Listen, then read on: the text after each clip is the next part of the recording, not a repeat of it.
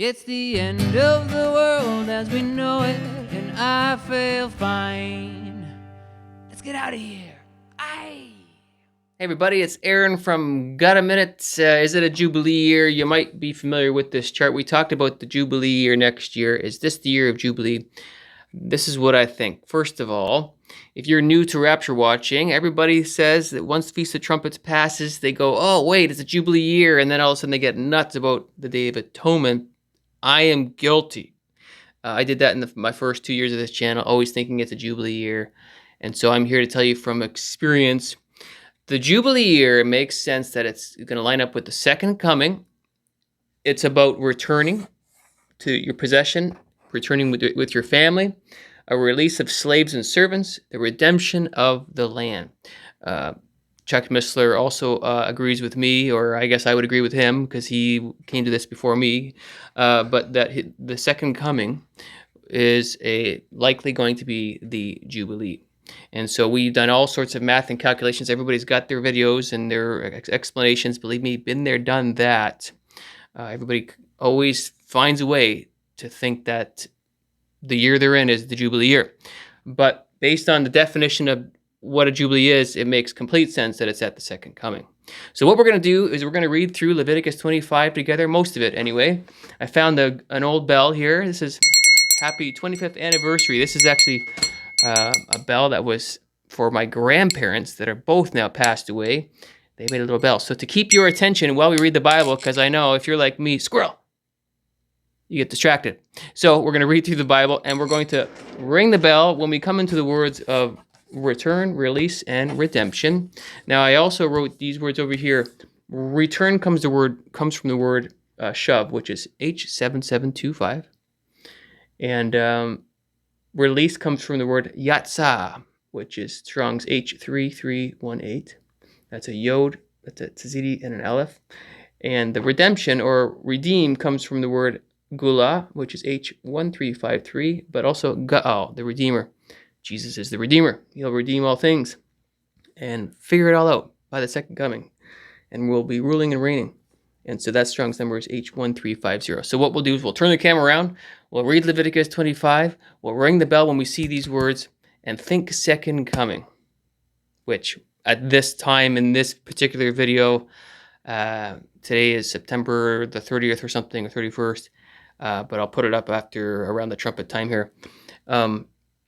Right now, we're thinking that we have a potential 2032 second coming. I don't know if that's going to be the case, but that's what we're looking at currently right now. But having said that, remember, whatever time we're in, even if we're here next year, I think that the Jubilee will always line up with the second coming. I did say this last year, but the years before that, I was one of those guys that was always thinking that the Rapture year was the Jubilee year. But now I'm just saying that the Jubilee matches perfectly with the second coming. So let's read about the Jubilee in Leviticus 25. Let's turn the camera around. All right, we got the camera turned around. Again, return, release, and redemption. Here's the Hebrew words, just zoomed in a bit. Shove. The Strongs will tell you it's shove, but there's no dot in the bet, so that should be pronounced shove, to my understanding. Yatsa, that's a yod, tzidi, aleph, and sorry, that shove is a shin, vav, bet, and that is a gamal, aleph, lamed, and a hey. And that word is ga'al. That's used in the book of Ruth as well. But we're going to zoom out and we're going to read some Bible and we're going to get that bell going. We're actually going to just start from verse 8. Well, even though we should start from a little bit before that, we're just going to start from verse 8. So here's the bell, and we'll ring that when we see one of those words that are associated with what I believe to be the Day of Atonement, or Yom Kippur. And so it says, you shall count 7 Sabbaths of years for yourself. Okay? 7 times 7 years. And the time of 7 Sabbaths of years shall be to you 49. Okay, so a Sabbath is every 7 days. And then a yearly Sabbath is every 7 years. That's it. That's all. That's simple. So that ends up being 49. Verse 9, then you shall cause the trumpet of the Jubilee to sound on the 10th day of the 7th month, on the Day of Atonement. You shall make the trumpet to sound throughout all your land.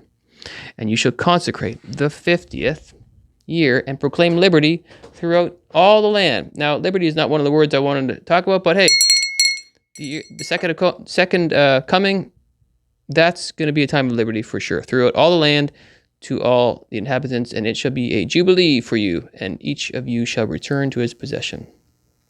And each of you, return, there it is, return and return. That word is, the Hebrew word shav. There's another return. Okay. Each of you shall return to his family. Shav, shin, vav, bet would be the Hebrew word there. Verse 11, that 50th year shall be a jubilee to you. In it you shall neither sow nor reap what grows of its own accord, nor gather the grapes of your untended vine, for it is a jubilee. It shall be holy to you. You shall eat its produce from the field. In this year of jubilee, each of you shall return to his possession. And if you sell anything your neighbor or buy from your neighbor's hand, you shall not oppress one another. According to the number of years after the Jubilee, you shall buy from your neighbor, and according to the number of years of crops, he shall sell it to you. According to the multitude of years, you shall increase its price, and according to the fewer number of years, you shall diminish its price. For he sells to you according to the number of the years of the crops. Therefore, you shall not oppress one another, but you shall fear your God, for I am the Lord your God. So you shall observe my statutes and keep my judgments and perform them, and you will dwell in the land safely. Then the land will yield its fruit, and you will eat your fill and dwell there in safety. And if you say, what shall we eat in the 7th year, since we shall not sow nor gather in the produce? Then I will command my blessing on you in the 6th year, and it will bring forth produce enough for 3 years. And you shall sow in the 8th year, and eat old produce until the 9th year. Until its produce comes in, you shall eat of the old harvest. The land shall not be sold permanently, for the land is mine. For you are strangers and sojourners with me. And in all the land of your possession you shall grant redemption of the land. Jesus is going to rule and reign in Jerusalem, right in the land of Jerusalem. If one of your brethren becomes poor and has sold some of his possession, and if his redeeming relative comes to redeem it, then he may redeem. There is Jesus, the Redeemer, coming for us. What his brother sold, or if the man has no one to redeem it, but he himself becomes able to redeem it. All right. Then let him count the year since its sale and restore, that's another word, okay, the remainder of the man to whom he sold it, that he may return to his possession. But if he is not able to have it restored to himself, then what was sold shall remain in the hand of him who brought it until the year of Jubilee. And in the Jubilee it shall be released, and he shall return to his possession, because we'll be returning as well, right, with Christ. If a man sells a house in a walled city, then he may redeem it within a whole year after it is sold. Within a full year he may redeem it. But if it is not redeemed within the space of a full year, then the house in the walled city shall belong permanently to him who brought throughout his generations, or brought it throughout his generations. It shall not be released in the Jubilee.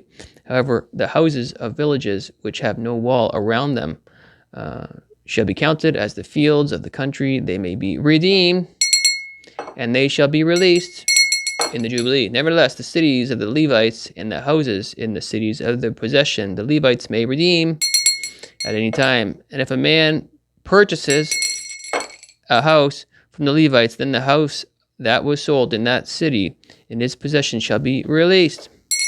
And the Jubilee for the houses in the cities of the Levites are their possession among the children of Israel. But the field of the common land of the cities may not be sold, for it is their perpetual possession. And if we'll just kind of skim around now, it says here, then he shall depart from you, and he and his children with him, and shall return, okay, to his family, and he shall return to the possessions of his father. So that's a big deal. All this, the point of all this is, you guys can read a bit more. I'll just show you some more verses here. I brought you out, okay. God is reminding them that he brought them out of the land of Egypt, which is also tied to tabernacles, okay. And then there's slave talk, and then he's talking about the Redeemer here. After he is sold, he may be redeemed again. One of his brothers may redeem him, or his uncle's son may redeem. There's always talking about redemption, and redemption. And one of the last things here is, I brought out. They are my servants whom I brought out of the land of Egypt. I am the Lord their God. So Jubilees here, there's a lot of prerequisites here. I'll turn the camera around here. So the year of Jubilee, there's a lot of prerequisites. Again, it's return, it's a release, it's a redemption of the land. Hear that knocking? That thing is hard as a rock. Okay. Took it from my backdrop there, but it doesn't really make any sense that a Jubilee would be tied to the rapture. There's just too many things. Return to the family and to possessions, and the release of the slaves and servants, the redemption of the land. It's perfect for second coming material. It's the time when and if it's tied to Day of Atonement in that regard, I think he's going to fulfill the Jubilee year on the Day of Atonement, because that's when you blow the shofar on the Day of Atonement. And he wants us to remember, particularly on the day of Jubilee, the time of Jubilee, that he brought them out of Egypt. Well, that's what you do in tabernacles. So I believe that second coming would be tied to Yom Kippur, Day of Atonement, Jubilee year. I believe that after the Day of Atonement, he's going to fulfill tabernacles. That's probably going to be the ultimate fulfillment of tabernacles. It's going to be like a marriage of, my suspicion is, or my guess would be, that he unites the two official tribes of Israel. Northern and southern tribes is what I mean by that. Leah and Rachel probably representing the two tribes of Israel. And so there you go. There you go, guys. I pray that we be leaving soon. Time will tell when we be leaving, and taking these bread bodies out of our house and offer ourselves to the Lord. Time will tell. We'll see you when that day is. But if somebody's telling you it's Jubilee year, I think it's very likely that the Jubilee year is tied to the second coming. So read through Leviticus 25 with a fine-tooth comb and come to your own conclusions. Either way, get tight with Christ, because that's the bottom line. If you think that Jesus is coming soon, you're correct. He is. And if you don't have a relationship with Jesus, if you haven't believed in what he did on the cross, time is running out, man. We don't know exactly the day. But if he comes today, will you be ready? All right. Well, I hope to see you in the clouds. Go, Jesus, go. One day closer. Adios.